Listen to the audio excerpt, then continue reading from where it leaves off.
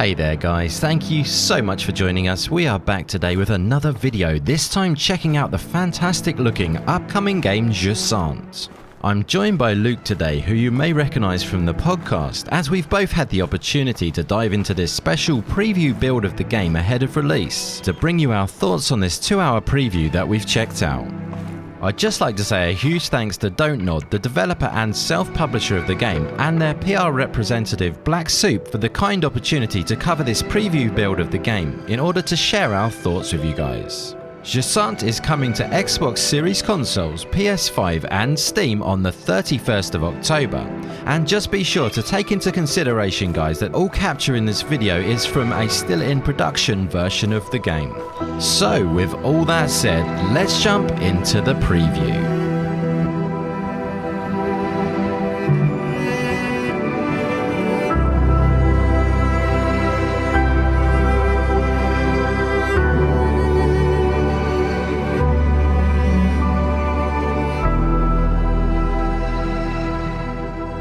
Okay, so firstly, just want to say hi to yourself, Luke. Thank you so much for being part of this today. I know you're very excited for the game, but how are you doing, Luke, bro? Yeah, I'm very well, thank you. I'm looking forward to talking about this. I think we've both played through the preview, which was quite a meaty chunk of the game. I'm not sure how much it is in respect to the final game, but it's a good couple of hours, so there's a lot of stuff to talk about. Absolutely. No, I'm glad you're here to do this today, because two perspectives is always better, and we're both excited for this game. But yeah, I'm very intrigued to hear how Luke's got on with the game, because we've both been checking it out very recently. So how did you feel about the game in general, my friend? Yeah, I really enjoyed it. I think people's mileage might vary a bit because, as you say, it's a game based around climbing. That is your kind of main interaction. I suppose in a way it's a bit of a puzzler as well, because the environment is in of itself a bit of a puzzle to navigate. And the way you do that is through climbing and a few bits of equipment that you have. And I played there was a demo a couple of months ago for it, which was really cool, but much shorter than this. And I really enjoyed what I played. And then this has kind of cemented my feelings about it, which is that, I really enjoy this as someone who, likes this kind of trend. And not many games are doing this, where they're focusing on traversal as the kind of main way you interact with a game, whereas usually traversal is something ancillary to a game. It's something that isn't a focus, and it's all about going from A to B as easily as possible, and then all the good stuff happens at A and the good stuff happens at B. This is kind of all the good stuff happens between A and B, right? That's that's kind of what it's based around. So it's really cool. There's some bits that it'd be nice if they were smoothed out for the final release, and we'll have to see where the full game ends up, particularly how long the experience is. But from the preview, it's very positive overall. Nice. Yeah, I mean, I'm very much with you on that, and the main focus is in between, which is very unique.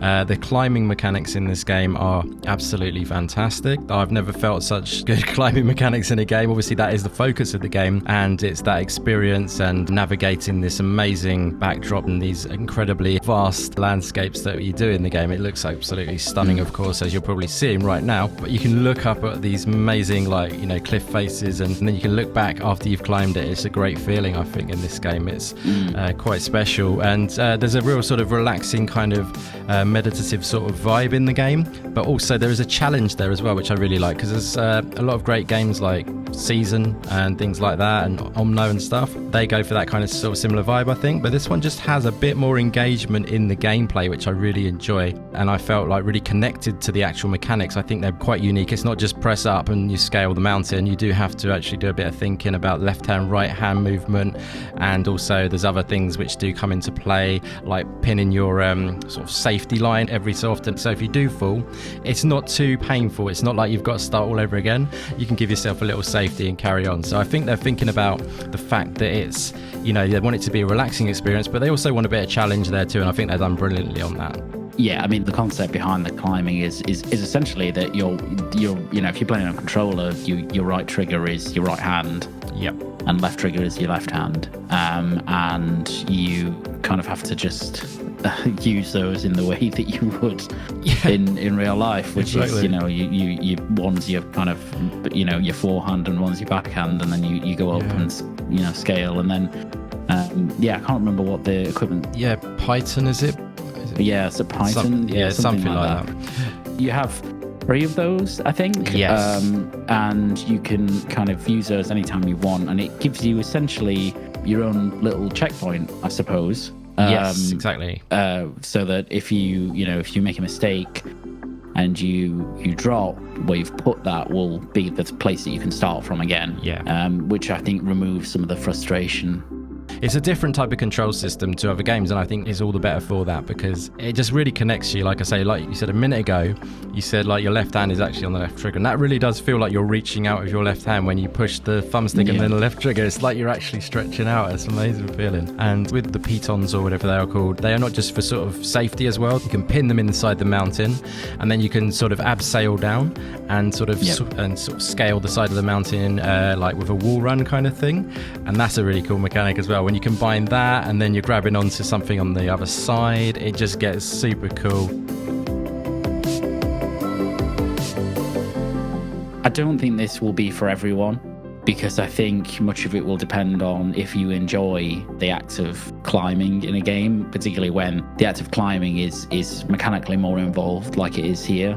I don't know if some people will enjoy that. I don't suspect everyone will, right? That's not a bad thing. I think that's just the way that the game is designed, and it's based around this ability. So if that doesn't click for you, then you're probably not going to enjoy the final experience, I would imagine. But if it does, and if you do enjoy that, then I think this will be really good in terms of the moment to moment, because it is a different type of challenge in a game. It's one that, you know, I've not been exposed to before, where, you know, the environment is the challenge. I guess the closest analogy is something like Death Stranding, right, which is a completely different game, but that was very much based around traversing the environment and it kind of having a more realistic approach to how you traverse the environment. You know, there are obstacles, there are ways that you need to get over them or get around them, or in this case, climb above them. It's a very different experience, but mechanically very engaging. A very engaging game to play. In that sense, you'll know if it's for you. I think if you're into games like exploration-focused games like Journey and stuff like that, I think this kind of almost takes it up another level of that. It has that feel that Journey does. I know Journey's a seminal and amazing game. It's like an incredible game. You can't really, it's amazing. But this one's doing new things. It's got more engaging gameplay. That's the way I think of it anyway. And I do really enjoy the exploring in this game too. It's not as open as some games, of course, because you need to find the right route to climb up the mountain, of course. And it is a bit puzzle based in that regard, which is a great thing, I think. And it's never sort of like too taxing, so it spoils the flow of the game. But there's some cool little puzzles, and often big scale, amazing puzzles as well, where you have to sort of take a step back and think about things. And believe me, I was pressing screenshot like every 30 seconds as well in this game. It's really beautiful to look at. Yeah, I think that's probably where it excels even more. It's a really good looking game. I think artistically it's very striking. The way that lighting and textures are used is quite interesting, because like it's a detailed game, but there's a very deliberate art style with almost like a soft touch painterly element to the textures. You know, not everything doesn't have super detailed textures, right? It's almost kind of as if parts of the world are molded, kind of, you know, like clay face sort of texture to them. So I thought that was really cool. And then the lighting is super impressive. It's a really beautiful game in motion. Definitely. I think it's running on Unreal Engine 5 as well. So it's using the nanite textures and Lumen, which is the lighting system. And you can kind of tell that it's, you know, it feels a bit more advanced, I guess is the best way to describe it, than other games when you see it in motion. The music's really nice. I thought the music was amazing. Yeah, very kind of understated, and then it kind of swells in certain parts. Definitely. Really nice stuff. And also sound design is really excellent as well. Because, you know, you get this feeling, there's lots of environmental sounds that come from you being on this huge mountain, effectively, this huge, very complicated mountain. You're very high up. Yes, exactly. So you get kind of the rustle of the wind, you know, or bigger gusts of wind, and all these other kind of environmental effects to give it a sense of just how high you are. Definitely. So I thought that was really impressive as well.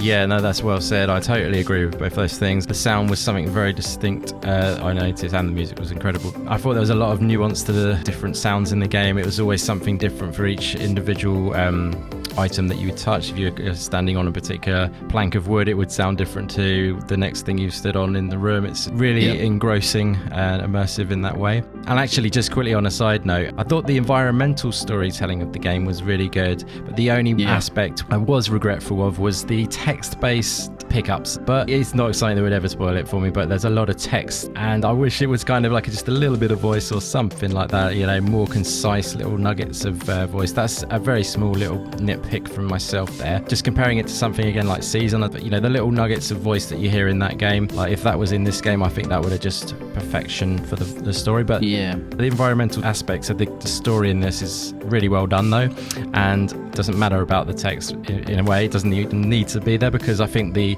environments are so well detailed and they tell a story of their own just by being the detail in the actual murals and everything that you do come across in the game, if you see what I mean. Yeah, I think I agree. I think actually I had the feeling that the text elements, and you sort of alluded to this toward the end, but it feels a bit like they aren't even needed. That they could just tell the story through environmental storytelling. Because the text almost kind of, and it's well written and it's interesting enough, but it almost kind of takes you out of the otherwise meditative experience that the game is, you know, and we'll reserve judgment for the final game, right, to see how that advances and plays out. But at least in the preview, I felt like that maybe wasn't that needed, because the environmental storytelling, as you say, is so strong. Yes, that the text almost becomes slightly superfluous.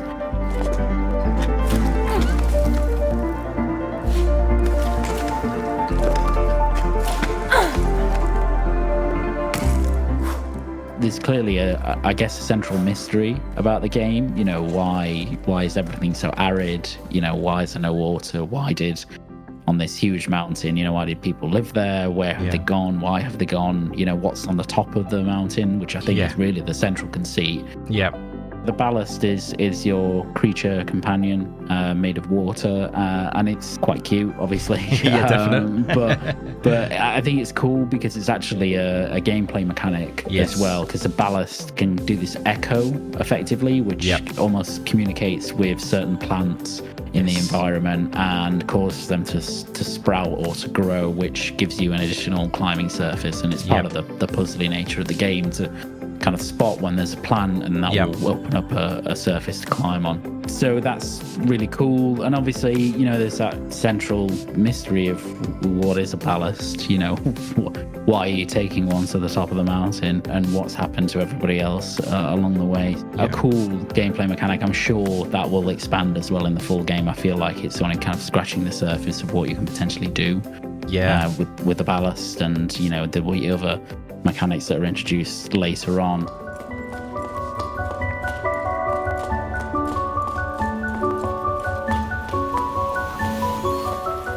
October 31st is going to be coming out to PlayStation 5, Xbox Series consoles, and Steam, of course. But yeah, what would be your final thoughts going into the run-up to release, my friend?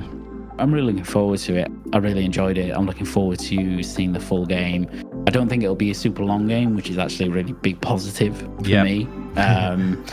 So I think it will be a really nice, smaller experience. And I'm really looking forward to diving into the rest of it. Awesome. My final thoughts are I had an amazing time with the game. It's relaxing, it's spiritual, I think, as well.